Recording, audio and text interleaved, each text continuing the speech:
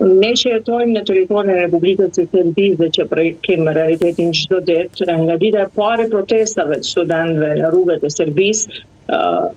kemi qenë të vetëdijshëm se mentaliteti politik në Serbi fatkeqësisht mbetet ende i njëjtë, një mentalitet nacionalist, dhe me këtë po na dëshmojnë se hera zgjedhin protestet e studentëve, kemi parë pankarta Kosova është pjesë e Serbisë, vendime dedikuar shqiptarëve. Pra nuk ishte diçka surprizuese dhe papritur edhe për ju dhe për shqiptarët e Preshevës? Patjetër, kjo qihet edhe një herë si një manovër edhe e lëvizjes studentore, me që jemi në prag të zgjedhjeve parakohshme në Serbi, që një manovër e tyre për të qoshur sigurisht votuesit nacionalist. Në këtë mënyrë, ata po i ndihmojnë presidentit Vučić për përforcuar ideologjinë dhe qëndrimin e popullit serb karshi Kosovës. Edhe më tutje, Kosova mbetet një temë shumë emocionale dhe kombëtare për shoqërinë serbe, dhe pse kanë kaluar mbi 2 dekada pas luftës mes Kosovës dhe Serbisë, dhe normalisht që është një zhgënjim edhe për qytetarët që mendojnë ndryshe në Serbi, edhe për faktorën ndërkombëtar dhe ata që kanë shpresuar në këtë lëvizje studentore, sepse në këtë mënyrë studentët, nëse do dalin me një listë të përbashkët në zgjedhjet e parakohshme në Serbi, po shihet se ju kanë shmangur temave sociale dhe demokratike për cilët kanë trumbetuar më herët për një Serbi jo demokratike, për një qeverisje të korruptuar presidentit Vučić, por ata tani më kanë hyrë në një terren nacionalist. Mendoni se ky memorandum tregon se çështja e Kosovës është një vije kuqe, pothuajse si për spektrin politik ashtu edhe shoqëror në Serbi?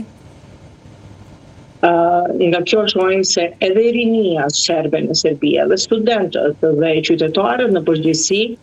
normalisht që Kosova edhe më tutje kanë një vit kuqe kombëtare, sepse aludojnë se pas zgjidhjen e çështjes Kosovës, Serbia politikisht është e varur dhe e bllokuar.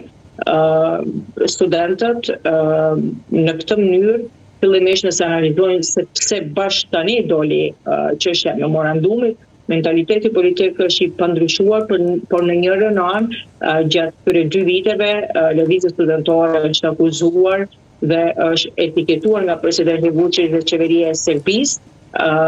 janë etiketuar si tradhtar kombëtar. Por në anën tjetër, nëse analizojmë mentalitetin politik, ne shohim e dim se Serbia ka bërë dhe vazhdon ta bëjë edhe më tutje edhe edukimin dhe propagandën politike përfshi Kosovës në për institucionet që ata përfaqësojnë në media dhe në përgjithësi në opinionin publik. Shihet se populli serb edhe më tutje ka një mungesë të ballafaqimit me realitetin me të kaluarën, se i përket shqiptarëve dhe Kosovës, por në anën tjetër kanë edhe frikën nga humbja historike. Dhe sa ju shqetëson pikërisht ky fakt shqiptarët në Serbi, në Preshev, Medvegjë dhe Bujanoc, fakti që edhe studentët, të cilët konsiderohen e ardhmja e një kombi, vazhdojnë ta konsiderojnë, pra vazhdojnë ta quajnë Kosovë dhe Metohi. Sa ju shqetëson ky fakt, zonja Beluli? Është shumë e dhëmshme dhe shqetësuese për shqiptarët që jetojnë në territorin brenda Serbisë, me 50% për shqiptarët në ligjin të Preshevës, sepse në fillim të lëvizjes studentore ka patur organizata qeveritare shqiptare që kanë mbështetur këtë lëvizje studentore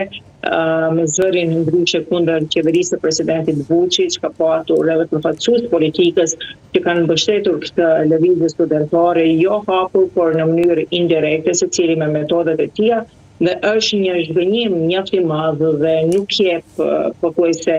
fare shpresë se në këtë Serbi, me këtë mentalitet politik, shqiptarët do të mund të realizojnë shpaku të drejtat e tyre elementare. Ne tani më do të kemi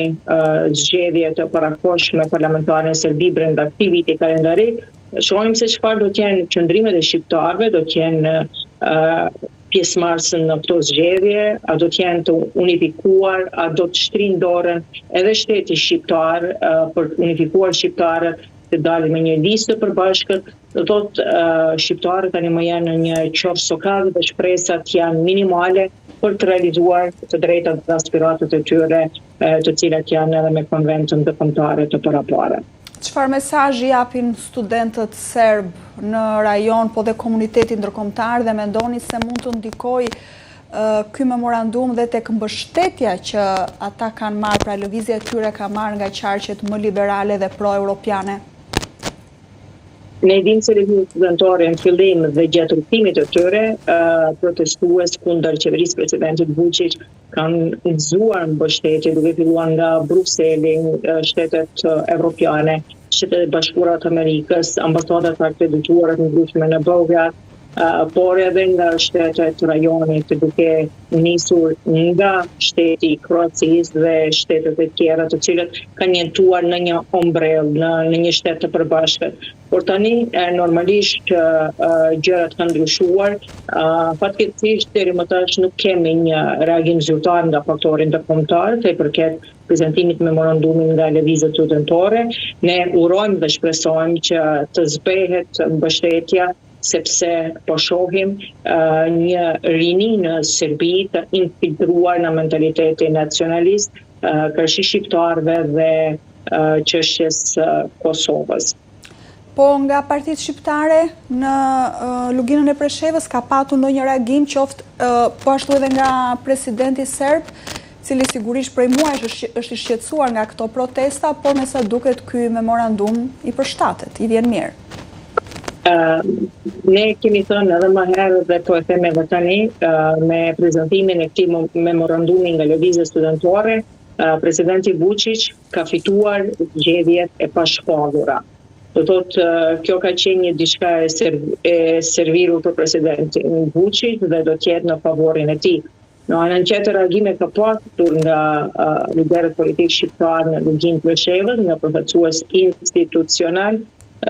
Nuk mbetët tjetër, shpresa vetme e shqiptarëve të luginës Preshevës është të ketë më tepër mbështetje nga shteti shqiptar, nga Shqipëria, të shtrinë dorën e bashkëpunimit mes të institucioneve të Serbisë për të ulur palën shqiptare dhe serbe, normalisht në monitorim të faktorit ndërkombëtar dhe për të parashtruar kërkesat e shqiptarëve që jetojnë brenda territorit të Serbisë. I vetmi opcion, sepse ne dimë çfarë është mundësia e shtetit Kosovës, Kosova dhe Serbia nuk kanë marrëdhënie diplomatike, i vetmi opcion dhe shpresë për shqiptarët në luginë Preshevës mbetet Shqipëria. Ju falenderoj shumë, zonja Behluli, për bisedën që zhvilluam bashkë dhe për kohën që na kushtuat. Falenderoj.